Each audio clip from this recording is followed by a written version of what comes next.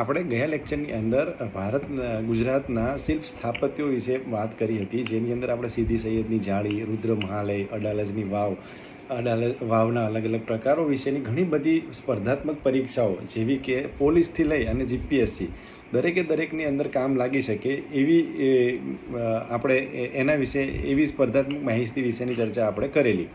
હવે આપણા જે કલ્ચર આપણે જીસીઆરટી થ્રુ જોઈ રહ્યા છીએ એ ખૂબ જ ઇમ્પોર્ટન્ટ છે અને આપણે હવે એ ચેપ્ટરને થોડોક આગળ વધારીશું અને લગભગ આપણે 9મા ધોરણની જીસીઆરટી સુધી પહોંચી ગયા છીએ. તો એની અંદર શું મહત્ત્વનું આપેલું છે એના વિશેની ચર્ચા આપણે કરીએ. તો આપણે જુઓ, ભારતનો સાંસ્કૃતિક વારસો, ગુજરાતનો સાંસ્કૃતિક વારસાની અંદર ઘણી બધી બાબતો જોઈ, ઘણા બધા સ્થાપત્યો વિશેની ચર્ચા કરી, ડિટેલમાં જોયું. ત્યારબાદ ભારતના સાંસ્કૃતિક વારસા વિશે શું કહી રહ્યું છે. તો ભારત જે છે એ વિભિન્નતાઓનો દેશ છે અને ભારતની અંદર વિભિન્નતા અત્યારની વિભિન્નતા નથી, ભારત એ પુરાતન કાળથી વિભિન્નતાઓ છે. આ ભારતની અંદર અલગ અલગ પ્રજાતિઓ આવીને વસેલી છે, અલગ અલગ જનજાતિઓ ભારતની અંદર આવીને વસેલી છે. એટલે ભારતે દરેક લોકો જે ભારતની અંદર આવેલા છે, ભારત વર્ષની અંદર આવેલા છે અને ભારતે એનું સ્વાગત કર્યું હોય એવું આપણને એની અંદરથી લાગી આવે છે. તો સંસ્કૃતિ એટલે શું? જનરલી સંસ્કૃતિ એ જીવન જીવવાની રીત છે. જીસીઆરટીના મતે મોસ્ટ ઇમ્પોર્ટન્ટ છે જીપીએસસી મેઇન્સ માટે, યાદ રાખજો. સંસ્કૃતિ એટલે જીવન જીવવાની રીત. દરેક દેશ કે સમાજમાં કાળક્રમે બદલાતા સંજોગો અનુસાર જીવન જીવવામાં આવતા પરિવર્તનો, સુધારા, સામાજિક નીતિ, રીતિ રિવાજો વડે ભિન્ન ભિન્ન સમાજોની સંસ્કૃતિ બને છે. ભાઈ સંસ્કૃતિ જે છે એ મતલબ એની ઉપર કોઈ પ્રેક્ટિકલ એવું નથી લખાયેલું કે આ વસ્તુ છે અને આ ડેફિનેશન છે સંસ્કૃતિની, પરંતુ તમે સમય અનુસાર, સમયની માંગ જે છે એ માંગ અનુસાર જે સમાજની અંદર જે પરિવર્તનો આવેલા છે એ એક સંસ્કૃતિ તરીકે આપણે એને ઓળખીએ છીએ. એ પરિવર્તનો ધીરે ધીરે કાળક્રમે જે છે એ સંસ્કૃતિની અંદર રૂપાંતરિત થઈ જતા હોય છે. તો સંસ્કૃતિ એ બેઝિકલી એ છે. સંસ્કૃતિ એટલે માનવ અને મનનું ખેડાણ તેમજ માનવની ટેવો, મૂલ્યો અને આચાર વિચાર, ધાર્મિક પરંપરાઓ, રહેણીકરણી અને જીવનને ઉચ્ચતમ ધ્યેય સુધી લઈ જતા આદર્શોના સરવાળાને જે છે એ સંસ્કૃતિ તરીકે આપણે ઓળખાવી શકીએ છીએ. તો સરસ રીતે આ ડેફિનેશન છે. તો જીપીએસસી મેઇન્સ જે છે એ તમે વાત કરી શકો છો. તો આ તો થઈ ગઈ સંસ્કૃતિ. તો આપણે વારસા વિશે વાત કરી લઈએ છીએ. તો સાંસ્કૃતિક વારસો આપણને સાંસ્કૃતિક દ્રષ્ટિએ શું વારસાની અંદર મળેલું છે એ આપણે જોવાનું છે. તો વારસો એટલે આપણને આપણા પૂર્વજો તરફથી જે ભેટ મળેલી છે એને આપણે શું કહીએ છીએ? વારસા તરીકે ઓળખીએ છીએ. તો ભારતનો વારસો એ અલગ અલગ રીતે આપણે જોઈએ છીએ. એમાં બે મહત્ત્વના છે. એક તો પ્રાકૃતિક વારસો, ભારતનો પ્રાકૃતિક વારસો, અને એક સાંસ્કૃતિક વારસો. પ્રાકૃતિક વારસાની અંદર જેમ કે ભૂમિ દ્રશ્યો છે, નદીઓ છે, એ બધા વિશે આપણે ડિટેલમાં ચર્ચા કરીશું જ્યારે જીઓગ્રાફી જોઈશું ત્યારે. પરંતુ પ્રાકૃતિક વારસા વિશે બેઝિકલી તમને ખ્યાલ હોવો જોઈએ કે ભારતના પ્રાકૃતિક વારસાની અંદર શેનો સમાવેશ થાય છે.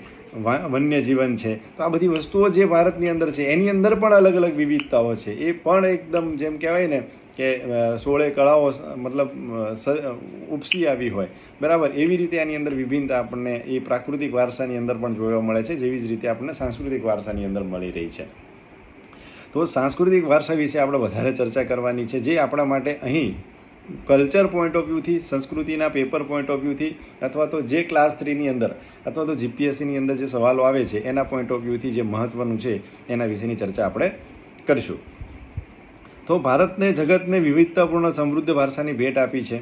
સાંસ્કૃતિક વારસો એટલે માનવ સર્જિત વારસો, બરાબર, પ્રકૃતિથી નથી બનેલો. આ માનવોએ સર્જન કરેલો વારસો છે, જેને આપણે સાંસ્કૃતિક વારસો કહીએ છીએ. માનવીએ પોતાના કુતે, બુદ્ધિચાર્યતે, આવડત અને કલા કૌશલ્યથી જે પણ વસ્તુ પ્રાપ્ત કરી છે અને જે પણ વસ્તુનું સર્જન કર્યું છે એ આપણા માટે શું છે? સાંસ્કૃતિક વારસો. તમને પૂછવામાં આવે કે ભારતના સાંસ્કૃતિક વારસા વિશે લખો, અથવા તો ભારતના પ્રાચીન સાંસ્કૃતિક વારસા અને સ્થાપત્યો વિશે જણાવો, બરાબર. તો એની અંદર તમારે સૌથી પહેલાં ડેફિનેશન લખશો તમે કે ભાઈ ભારતનો સાંસ્કૃતિક વારસો એટલે શું. તો એ વસ્તુ તમે લખી શકો કે માનવીએ પોતાના, માનવ દ્વારા સર્જાયેલો જે વારસો છે એ વારસાને આપણે સાંસ્કૃતિક વારસો કહીશું. માનવે પોતાના કુતે, વિવેક, બુદ્ધિ, બરાબર, અને કલા કૌશલ્યોથી જે વસ્તુઓનું સર્જન કર્યું છે એ વસ્તુઓને આપણે શું કહીશું? સાંસ્કૃતિક વારસા તરીકે આપણે લઈશું, બરાબર. તો આની અંદર ઘણા બધા સાંસ્કૃતિક વારસા છે. આ બધી છે વસ્તુઓ ઇન્ફોર્મેશન આપેલી છે, પણ એ મતલબ એટલી બધી ઇમ્પોર્ટન્ટ નથી. આ મેળાઓ વિશે આપણે અલગથી ચર્ચા કરેલી છે, ઓલરેડી ઘણા બધા લેક્ચર્સમાં કરેલી છે, એટલે ફરીથી કંઈ જોવાનો મતલબ નથી. એ હું તમને છે ને આ જે પ્લેલિસ્ટ બની ગયું છે ખાસ ધ્યાન રાખજો, આત્મનિર્માણ એકેડમીની યુટ્યુબ ચેનલ ઉપર GCRT બરાબર ક્લાસ 6થી લઈ અને 12ની સંસ્કૃતિ જોઈ રહ્યા છે એનું પ્લેલિસ્ટ આપણે બનાવી દીધું છે, અને પ્લેલિસ્ટની અંદર જે પણ સંસ્કૃતિના મહત્ત્વના વિડીયો છે એ તમારે જોવાના છે. એ વિડીયો તમે એકવાર જોઈ લેશો એટલે મને નથી લાગતું કે સાંસ્કૃતિક પોઈન્ટ ઓફ વ્યૂથી તમારે બીજું બધી કંઈ વસ્તુઓ કરવાની જરૂર પડતી હોય. તો ભારતની અંદર જેમ કહ્યું ને કે ભાઈ ભારતમાં અત્યારેથી વિવિધતા નથી, પણ ભારત એ પ્રાચીન ભારતની અંદર પણ એની અંદર ઘણી બધી વિવિધતા હતી. તો એના ઉદાહરણો આપણે જોવાનો પ્રયત્ન કરીએ. તો ભારત ભૂમિ અને તેના લોકો, તો ભારતની અંદર અલગ અલગ લોકો અલગ અલગ સમયે આવેલા છે બરાબર. તો એ લોકો વિશેની ઇન્ફોર્મેશન આપણને ઇતિહાસના પોઈન્ટ ઓફ વ્યૂથી અને સંસ્કૃતિના પોઈન્ટ ઓફ વ્યૂથી આપણને ખ્યાલ હોવો જોઈએ. જેમ કે ભારતમાં હબસી પ્રજા આવીને વસેલી છે. તો આ હબસી પ્રજા જેને આપણે નેગ્રો કહીએ છીએ તે ભારતના સૌથી પ્રાચીન નિવાસીઓ છે. તો સૌથી પ્રાચીન નિવાસીઓ કોણ છે? તો એ હબસી લોકો જે છે. કેટલાક ઇતિહાસકારો એવું પણ માને છે કે આ નેગ્રીટો અથવા નેગ્રો અથવા તો હબસીઓ એ આફ્રિકાથી બલુચિસ્તાનના રસ્તે ભારતમાં આવેલા છે, અને તેઓની અંદર તેઓના અપિયરન્સ વિશે વાત કરીએ, તેના દેખાવ વિશે વાત કરીએ તો તેઓ વર્ણે શ્યામ એટલે થોડાક મતલબ કાળા કલરના હતા. હાઈટ એમની 4 થી 5 ફૂટ જેટલી હતી અને વાળ જે છે વાંકડિયા હતા. તો હબસી તમને પૂછવામાં આવે કે નીચેનામાંથી કયું વિધાન એ હબસીઓ માટે સાચું છે, ખોટું છે, અથવા તો ભારતમાં આવેલી પ્રજાતિઓ વિશે નીચેનામાંથી કયા વિધાનો સાચા છે. જો ટફ ક્વેશ્ચન બનાવવો હોય તો એવી રીતે પણ બનાવી શકે છે. એમાં જેટલી પણ પ્રજાતિ આવી છે એના વિશેનું એક એક સ્ટેટમેન્ટ સાચું અથવા તો ખોટું એ લઈ અને તમને ગૂંચવી શકે છે. તો એ પોઈન્ટ ઓફ વ્યૂથી તમારે એને યાદ રાખવાનો પ્રયત્ન કરવાનો છે. એક તો વાળ વાંકડિયા હતા, 4 થી 5 ફૂટ એની હાઈટ હતી, અને રંગે જે છે એ શ્યામ હતા એટલે કાળા કલરના હતા બરાબર. એ લોકો આપણે હબસી છે, અને સૌથી પ્રાચીન જે છે એ નિવાસીઓ એ હબસી લોકો ભારતના હતા બરાબર.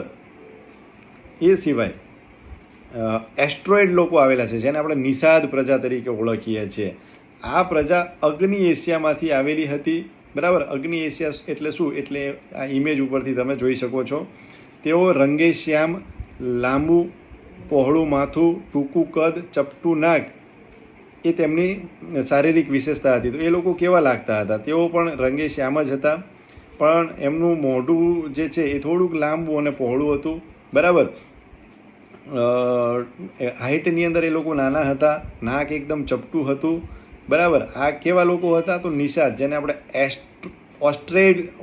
ઓસ્ટ્રેલોઇડ તરીકે આપણે એને ઓળખીએ છીએ. તો નિષાદ પ્રજા તરીકે આપણે એને ઓળખીએ છીએ.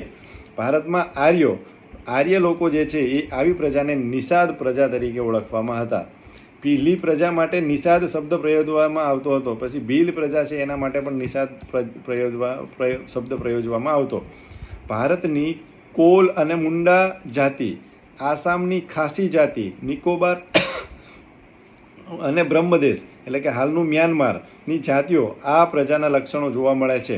ભારતીય સંસ્કૃતિ અને સભ્યતાના વિકાસમાં આ પ્રજાનો વિશિષ્ટ ફાળો છે બરાબર. તો આ પ્રજાનો શું ફાળો છે એ આપણા માટે ખૂબ મહત્ત્વનું છે. તો જો નિષાદ પ્રજા એટલે કે ઓસ્ટ્રેલોઇડ લોકો દ્વારા જે માટીના વાસણો બનાવવાની કલામાં એ લોકો નિપુણ હતા, ખેતી કરવામાં નિપુણ હતા, સુતરાઉ કાપડ અને વણાટકામ, સુતરા કાપડ એને વણાટકામ કહી શકાય, તે કાપડ વણવાની અંદર પણ એ લોકો કૌશલ્ય ધરાવતા હતા, જે એ લોકોની ખૂબ જ મતલબ આ ઇતિહાસની અંદર ખૂબ જ મોટો, સાંસ્કૃતિક ઇતિહાસની અંદર ખૂબ જ મોટો આ લોકોનો ફાળો છે.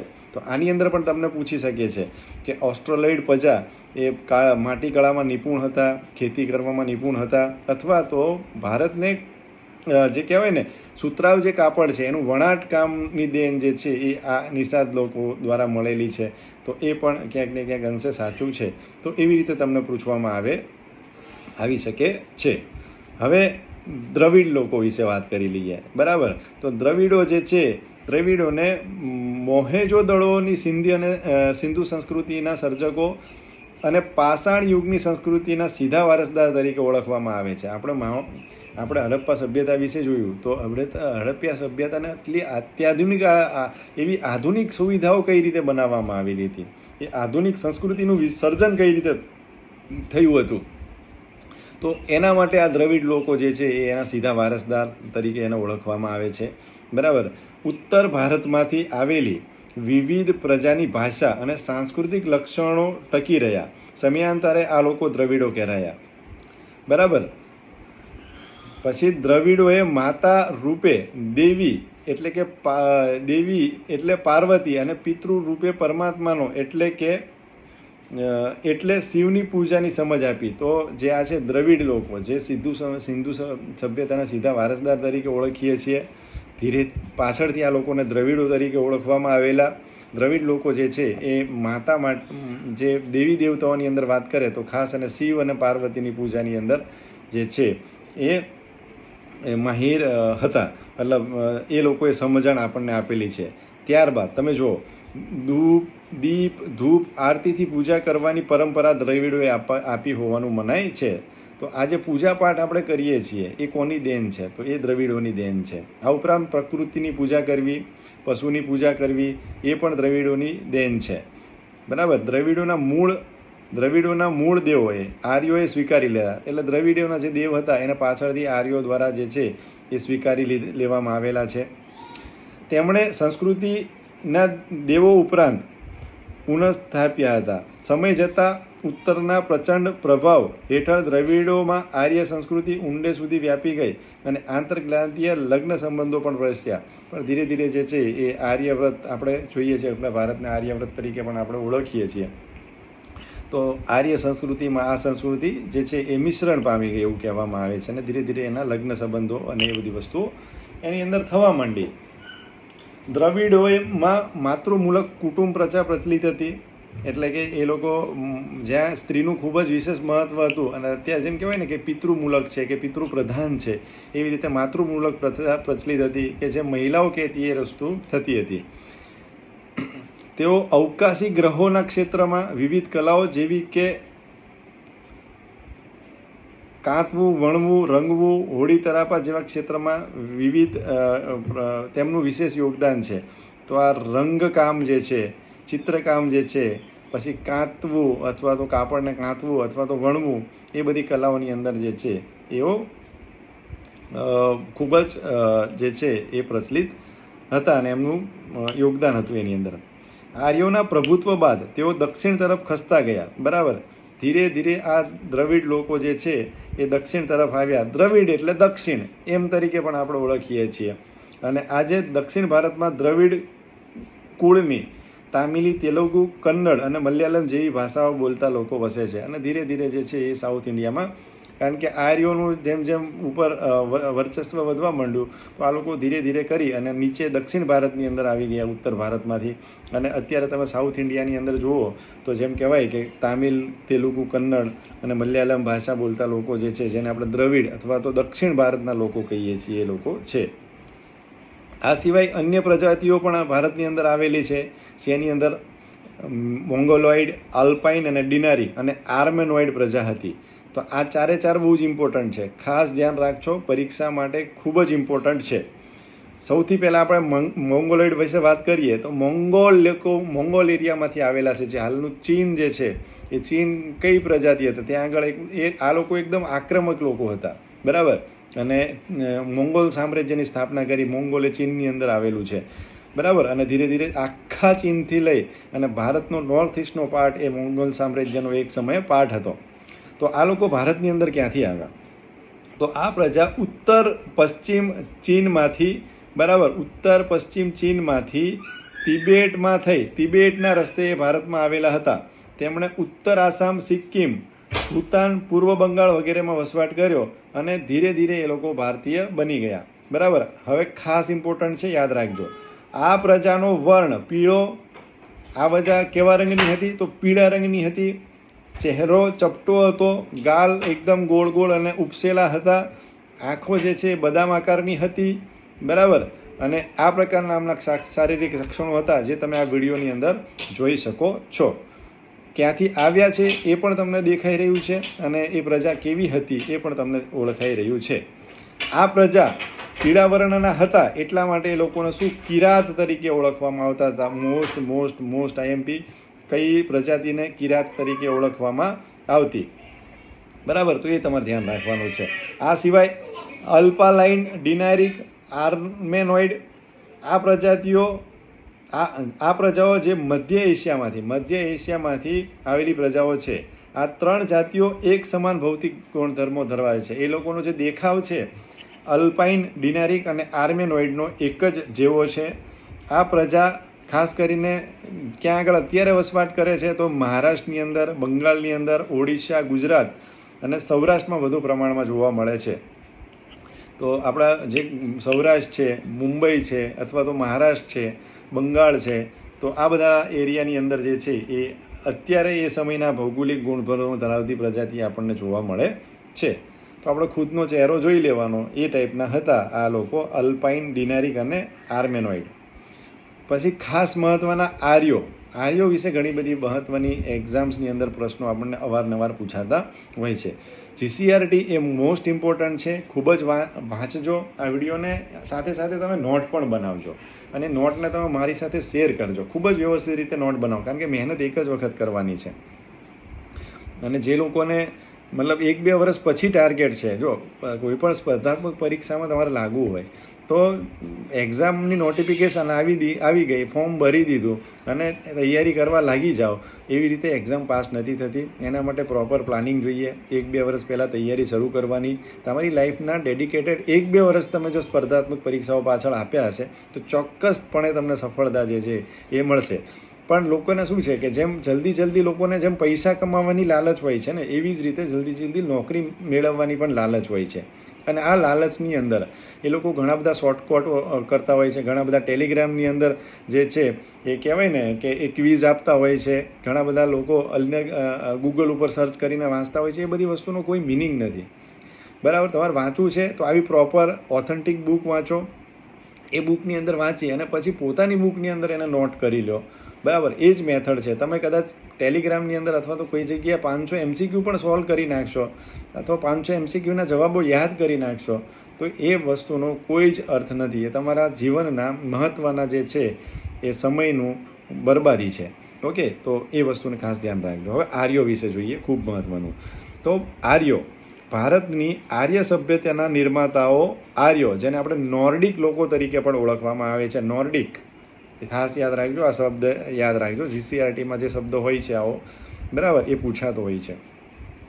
પ્રાચીન કાળમાં હિન્દુઓ આર્ય કહેવાતા. આર્યવ્રત એટલે આર્ય લોકો જે છે એ હિન્દુ કહેવાતા.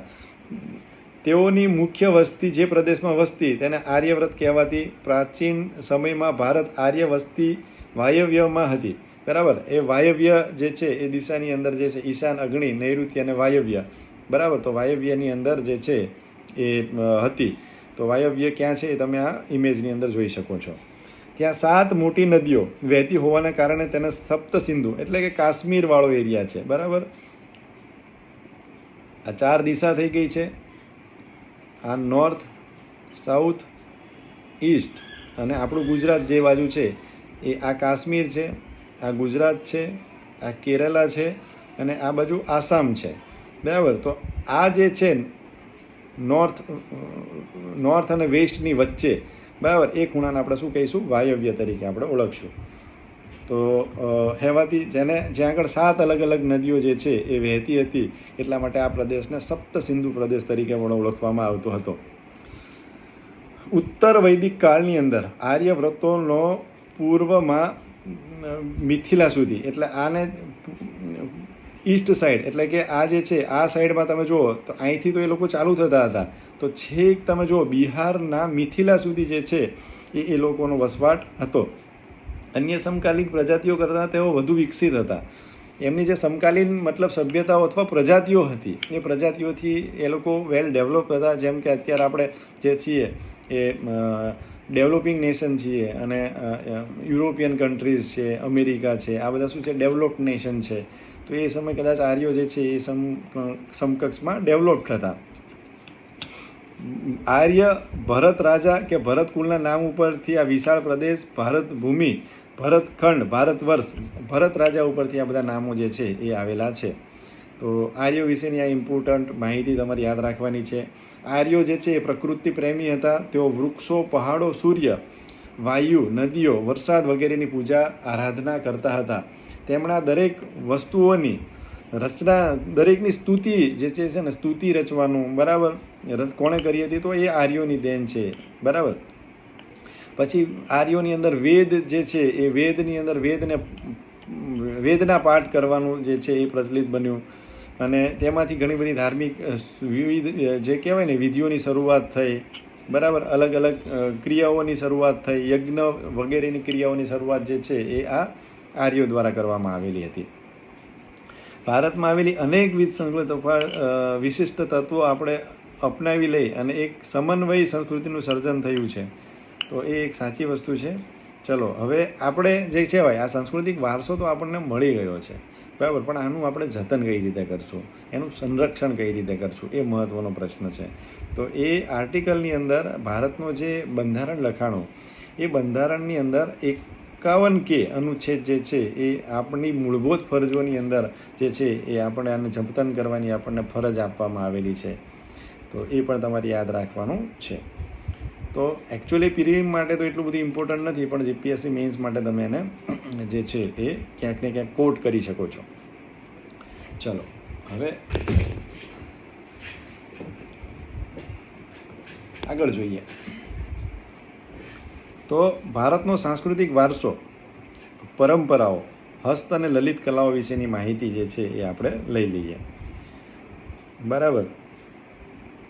હવે ભારતની કલામાં કઈ કઈ કલાઓ હતી ભારત પાસે? તો ભરત ગૂંથણની કલાઓ હતી, જે જોયું આપણને ક્યાંથી મળેલી છે. કાસ્ટ કલા હતી, બરાબર. કાસ્ટ એટલે લાકડું, માટીકામ, ધાતુકામ, ચિત્રકામ, ચર્મ ઉદ્યોગ, મીના કારીગરી, નકશીકામ, નકશી કરવાની પથ્થરો ઉપર, અકીક અને હીરાને લગતી કૌશલ્યપૂર્ણ કારીગરી, શિલ્પ સ્થાપત્ય, હાથ વણાટને લગતી કારીગરી એ ભારતની આગવી ઓળખ હતી. અને જેના કારણે જે છે એ ઘણા મતલબ કહેવાય ને કે ભારતે જે છે એ વિદેશી સંબંધો એ સમયે સ્થાપેલા હતા. વેપાર વાણિજ્યના સંબંધો વિશે અલગ અલગ એ સમયની સમયાંતરે જે સંસ્કૃતિઓ ચાલતી એની સાથે ત્યારબાદ કાળક્રમે જે ઇતિહાસ આવ્યો, અને જે ઇતિહાસમાં એ સમયના જે સમકાલીન લોકો હતા એની સાથે આપણે જે છે એ ઉદ્યોગની દ્રષ્ટિએ, વેપારિક દ્રષ્ટિએથી આપણે જોડાયેલા હતા. એની અંદર પણ આપણે સૌથી પહેલાં વાત કરીએ તો માટી કલાની જોઈએ. તો માટી કલાના અવશેષો આપણે જોયું કે આપણને જે કહેવાય ને કે હડપ્પા સંસ્કૃતિની અંદર પણ મળી આવે છે. તો એ પણ જોયું આપણે. ધાતુકામની શોધ નથી થઈ ત્યારે સૌથી જે છે એ જીવન જરૂરિયાતની વસ્તુઓ એ માટી દ્વારા બનાવવામાં આવતી હતી, જેની અંદર માટીના રમકડા, ઘડા, કુલડી, કોડિયા આ બધી વસ્તુઓ જે છે એ બંધાવવામાં આવતું હતું. અને તમને સૌથી મોટી આની ઇન્વેન્શન કહી શકાય માટી કલાનું, તો એ જે છે એ ચાકડો. તો કુંભારનો ચાકડો એ માટીકામનું પ્રાચીન ભારતનું પ્રથમ યંત્ર તરીકે આપણે એને ગણી શકીએ. કાચી માટી અને કાચી માટીથી પકવેલા વાસણો, જેને આપણે ટેરાકોટા કહીએ છીએ. ટેરાકોટા એટલે શું એવું તમને ડાયરેક્ટલી પૂછી શકે છે. તો કાચી માટીને કાચી માટી અને પાકી માટીમાંથી બનાવેલા વાસણને ટેરાકોટાના વાસણો તરીકે ઓળખવામાં આવે છે. અને એનું ઉત્પાદન ભારત જે છે એ પ્રાચીન કાળથી જાણીતું હતું. અને આપણને અલગ અલગ જગ્યાએ એના અવશેષો મળેલા છે, એની ઉપરથી આ અનુમાન બાંધવામાં આવે છે. તો ટેરાકોટા જે છે એ સિંધુ સભ્યતા સંસ્કૃતિ સાથે પણ સંકળાયેલું છે. ઘણા બધા સ્થળોથી આ ટેરાકોટાના વાસણો જે છે એ મળેલા છે. પછી વણાટ કળા. તો વણાટ કળા એટલે શું? પહેલાં તો એ સમજીએ. તો રૂની પૂણીમાંથી તાતણા ખેંચવા સાથે તેમને વળ ચડાવી એકબીજાની પકડમાં જોડી લાંબો દોરો તૈયાર કરવાની કળાને કાતણ કહે છે. પહેલાં કોઈ પણ રૂની હોય એની અંદરથી એક લેયર કાઢી નાખો, બીજું લેયર કાઢી નાખો, પછી આ બંનેને ઉપરા છાપરી ગોળ ગોળ વળ ચડાવી દો આવી રીતે. અને જે દોરો બનાવવાની પ્રક્રિયા જે છે એને શું કહીએ છીએ? કાતણ તરીકે ઓળખીએ છીએ. અને આ કાતણ કળા જે છે એ ધીરે ધીરે આપણે એની અંદરથી સુંદર મજાના વસ્ત્રો બનાવીએ છીએ. અને જે કહેવાય ને ભારતની અંદર એક સમયે ગૃહ ઉદ્યોગોનું જે છે એ ખૂબ જ વિકસ્યા હતા. તો આ ગૃહ ઉદ્યોગો જે છે એ પણ આ વણાટ કલા સાથે સંકળાયેલા છે. એ આપણી શું દેખાડે છે કે આપણે એની સાથે ખૂબ જ અટેચ હતા. તો આ બધી વસ્તુઓ જો તમે જોઈ શકો છો, આ બધી વસ્તુઓ વણાટ કાર્ય દ્વારા બનવામાં આવે છે. 800 પાટ, એની અંદર એક્ઝામ્પલ તમારે કોટ કરવાનું થાય તો પાટણનો હુન્નર આશરે 850 વર્ષો કરતાં પણ પ્રાચીન હોવાનું જણાય છે. જેમ કે પાટણના પટોળા બનાવીએ છીએ, એ પણ એક ઉત્તમ વણાટ કલાનું જે છે એ એક્ઝામ્પલ છે. પાટણમાં બનતા આ વસ્ત્ર, ખાસ યાદ રાખજો, પાટણમાં બનતા આ રેશમી વસ્ત્ર બેવડ ઇક્ત અથવા તો ઇક્ત વણાટને પટોળા તરીકે ઓળખવામાં આવે છે. તો બેવડ ઇક્ત એ શું છે તમને એવી રીતે પૂછી શકે છે, તો એ પણ તમે યાદ રાખજો. જે પાટણના પટોળા છે એની અંદર એવી રીતે કારીગરી કરવામાં આવે છે, પણ અત્યારે એના જે કારીગરો છે એ કારીગરો ખૂબ જ મર્યાદિત સંખ્યામાં છે, એટલા માટે જે એટલા બધા રેટ બહુ મોંઘા હોતા હોય છે આ પાટણના પટોળા, બરાબર. તો એ વણાટ કળા જે છે એનો એક ઉત્તમ ઉદાહરણ છે, ગુજરાતને લગતું ઉદાહરણ છે. ભરત ગૂંથણ કલાનો પણ ભારતની અંદર વિચાર થયો છે, અને એની અંદર મહત્ત્વની વાત કરું તો તમે ઇમેજમાં જોઈ શકો છો, કચ્છના બંને વિસ્તારોમાં, ખાસ યાદ રાખજો, કચ્છના બંને વિસ્તારોમાં જતની કોમ, જત જેવી કોમ, કઈ કોમ દ્વારા આ વિસ્તારોની અંદર જે છે એ ભરત ગૂંથણ કળા જે છે એ ખૂબ જ જે કહેવાય ને પ્રચલિત છે કચ્છના બંને વિસ્તારોની. તો કઈ કોમ? જત કોમ. ખાસ યાદ રાખજો, આ જત કોમ વિશે મોસ્ટ ઇમ્પોર્ટન્ટ છે.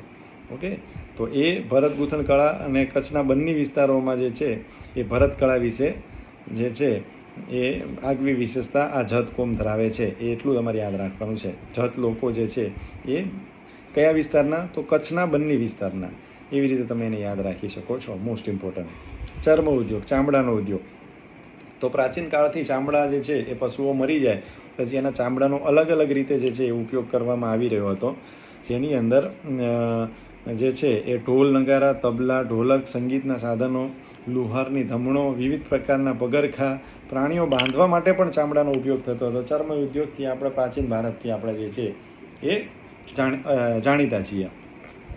પછી યુદ્ધમાં જે ઢાલો વપરાતી એમાં પણ પ્રાણીઓના ચામડાનો સમાવેશ જે છે એ કરવામાં આવતો હતો, બરાબર. તો એ ધ્યાન રાખવાનું છે. પછી આગળ જોઈએ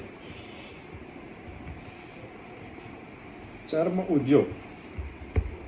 તો ચર્મ ઉદ્યોગ જે છે એ આપણે જોઈ લીધો. હવે આગળ જોઈએ હીરા, મોતી અને મીના કારીગરી. તો હીરા માટે જે છે આપણે જોઈએ કે આપણો દરિયા કિનારો જે છે એ 7,517 કિલોમીટર જે છે એ લાંબો સમુદ્ર કિનારો આપણે ધરાવીએ છીએ, અને ભારતની અંદર આટલો લાંબો દરિયા કિનારો આપણે મળેલો છે, જેના કારણે જે હીરાનો ઉદ્યોગ જે છે એ પ્રાચીન કાળથી ભારતમાં છે. અને અત્યારે પણ તમે જુઓ આપણું સુરત જે છે એ હીરા માટે ખૂબ જ ફેમસ છે, બરાબર. કારણ કે આપણે પહેલેથી હીરા અને આ જે ઝવેરાતો છે એને પહેરવાના શોખીન છીએ. તો એ ઉદ્યોગ જે છે એ ભારતની અંદર વિકસેલો છે એવું આપણને પ્રતીત થાય છે અહીંથી. પછી જરીકામ જે છે એ જરીકામ એટલે તો શું, પહેલાં તો એ જોઈ લો. તો ભારતમાં ભારતની કળા પણ પ્રાચીન સમયથી મળી આવે છે, જેમાં સોના, ચાંદી અને સોનાના તારના રૂપમાં જરી બનાવી તેનો ઉપયોગ કરવામાં આવે છે. અને ભારતમાં જરીકામના હુન્નર સાથે સુરત જાણીતું છે. આ જરીકામ માટે પણ સુરત જે છે એ ખૂબ જ ફેમસ છે. અને તમે જુઓ તો પાનેતર છે, સાડી છે, ઘરચોળા છે, આ બધી વિવિધ વસ્તુઓ જે છે એ ક્યાં આગળ આપણને મળે છે? તો એ આપણને સુરતની અંદરથી મળે છે સૌથી સારી. તો જે વસ્ત્રો બનાવ્યા છે, વસ્ત્રની અંદર જરી લગાવવાનું જે કાર્ય છે એ પણ આ આપણે મતલબ પ્રાચીન ભારત સાથે સંકળાયેલું છે. હવે આગળ જોઈએ તો ધાતુકામ જે છે એ ધાતુકામ પણ આપણે જોયેલું છે. તો એની અંદરથી દાંતરડા, શેરડી જેવી વસ્તુઓ બનાવવામાં, વળાંકવાળી કરવત, આરાસ હોય, આ બધી વસ્તુઓ જે છે એ ધાતુઓની બનાવવામાં આપણે પહેલેથી જાણીતા હતા. કાસ્ટ કલા, ફર્નિચર માટે જો કહેવાય ને કે ગુજરાતમાં સંખેડાનું ફર્નિચર, સંખેડા યાદ રાખજો, ગુજરાતનું કયું સ્થળે ફર્નિચર માટે ખૂબ જાણીતું છે, બરાબર. તો એ પ્રશ્ન ઓલરેડી પૂછાઈ ગયો છે અને પૂછાઈ શકે છે એવી શક્યતાઓ છે. તો સંખેડાનું ફર્નિચર જે છે એ ખૂબ જ ઇમ્પોર્ટન્ટ છે, ધ્યાન રાખજો. પછી જડતર કામ. તો જડતર કામ જે છે એ જોઈએ તો જો કોઈ પણ આપણે ઘરેણું બનાવે તો ઘરેણું એક કોઈ પણ મતલબ તમારી પાસે માની લો ચાંદીની વસ્તુ બનાવી છે, તો ચાંદીની વસ્તુઓને અલગ અલગ રીતે જડવાની, એના નાના નાના પાર્ટ્સ બનાવવાના, પાર્ટ્સને ફિટ્સ કરવાના. તો એ બધી કલા જે કહેવાય ને એને જડતર કલા તરીકે ઓળખવા, એને જડવાની કલા ને આપણે જડતર કલા તરીકે ઓળખીએ છીએ. તો આ કલા માટે ઘરેણાના જડતર કામ માટે જે છે એ બિકાનેર ખૂબ જ ફેમસ છે રાજસ્થાનની અંદર. યાદ રાખજો બિકાનેર. બરાબર, બિકાનેર જે છે એ ખૂબ જ ઇમ્પોર્ટન્ટ યાદ રાખજો, જળતર કામ માટે મતલબ સંકળાયેલું છે. પછી અકીક જે છે એ કિંમતી પથ્થર છે, બરાબર, અને એ પથ્થરની અંદર જે કહેવાય ને ચકમક અને અર્ધપારદર્શક સુંદર રાતો પથ્થર એ મુખ્ય છે. એમાં એક તો પારદર્શક પણ હોય છે, ચમકાટ પણ હોય છે અને રાતા કલરનો હોય છે, જેને કાર્નેલિયન તરીકે ઓળખીએ છીએ. કાર્નેલિયન પથ્થર તરીકે ઓળખવામાં આવે છે અકીકને. પછી એમાં 2 કલરના હોય છે, એક તો કેલ્સિડોનિક હોય છે, બરાબર, અને એક જે છે એ કાર્નેલિયન હોય છે. તો આ બંને જે છે અકીક છે, પણ એ બંને અકીકના પથ્થરોના પ્રકાર છે, બરાબર. કેલ્સિડોનિકની અંદર કેલ્શિયમ જે છે એ વધારે પ્રમાણમાં હોય છે, એટલા માટે એને કેલ્સિડોનિક તરીકે ઓળખવામાં આવે છે. અને જે છે એ કોઈ પણ વસ્તુ હોય એની અંદર આ અકીકના પથ્થરોની અંદર જે કહેવાય ને ઉપર પહેલ પાડી, તેનો ઉપયોગ અલંકારોમાં જડવામાં, મતલબ જે વસ્તુ બનાવી છે એને જડવી પડે અકીકને અંદર, એને ડેકોરેટિવ કરવા માટે. તો એના માટે જે છે એના મણકા અથવા તો માળા કે એવું કંઈક તૈયાર કરવું, એના માટે જે છે એ ખંભાતના કારીગરો જે છે એ ખૂબ જ આની અંદર નિપુણ છે. અને અત્યારે પણ ત્યાં આગળ અકીકનો બિઝનેસ જે છે એ એકદમ મતલબ સરસ રીતે ચાલે છે ત્યાં આગળ. પછી ચિત્રકળા વિશે આપણે ઘણી બધી ચર્ચાઓ કરેલી છે, તો એ જોઈ લીધું આપણે. ભારતની લલિત કલાઓ વિશે જોઈએ, તો લલિત કલાઓને આપણે નેક્સ્ટ લેક્ચરમાં જોઈશું. અત્યારે જે છે એ 31 મિનિટ થઈ ગઈ છે, તો આ વિડીયોને આપણે એન્ડ કરશું અને આ વીક સુધીમાં આપણે જે છે એ GCRTને કમ્પ્લીટ કરવાનો લક્ષ્યાંક લઈશું. આજે રવિવાર છે એટલે હું ટ્રાય કરીશ કે આજે મિનિમમ 3 થી 4 કલાકનું રેકોર્ડિંગ જે છે એ હું કરી શકું. ત્યારબાદ આપણે બીજા વિષયની અને મુખ્ય સેવિકાની પણ એક્ઝામ આવી રહી છે, તો એની